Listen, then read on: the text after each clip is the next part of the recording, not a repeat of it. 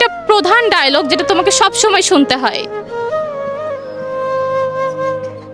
বলেন। আমার তো আম্মুই নাই আপু। মাইরে মাইরে তেরে বিন মে আম্মুর একটা প্রধান ডায়লগ যেটা তোমাকে সব সময় শুনতে হয়। আমি না থাকলে বুঝতে পারবি দুনিয়াটা কেমন। যখন আমি থাকবো না কি করবি রে বোকা। আচ্ছা ভাইয়া, আম্মুর একটা প্রধান ডায়লগ যেটা আপনাকে সব সময় শুনতে হয়। প্রধান ডায়লগটা হচ্ছে যে আমি যেদিন থাকবো না সেদিন বুঝতে পারবি। আজ বুঝতে পারছি, কেন? কারণ আম্মু নাই। মাইরে মাইরে সো আপু, আম্মুর একটা প্রধান ডায়লগ যেটা তোমাকে প্রত্যেক দিন শুনতে হয়। এই যে খাবারগুলো খেলি কার পেটে গেল? মাই তেরি চুনরিয়া লহরাই। আম্মুর একটা প্রধান ডায়লগ যেটা 3 বেলায় তোমাকে শুনতে হয়।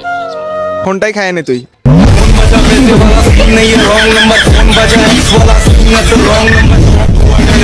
আচ্ছা ভাইয়া, মায়ের একটা প্রধান ডায়লগ যেটা আপনাকে সব সময় শুনতে হয়। মেয়েদের সাথে কথা বলা বাদ দে।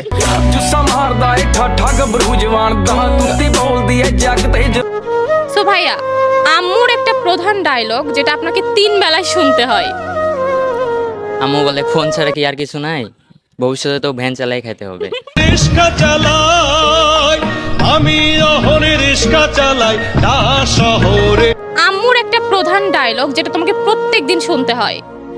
3 বেলায় শুনতে হয়, বলে যে ফোনের ভিতরে ঢুকে যাও।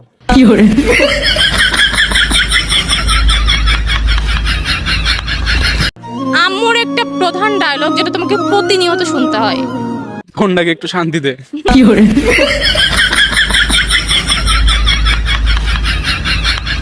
আম্মুর একটা প্রধান ডায়লগ যেটা তোমাকে সব সময় শুনতে হয়।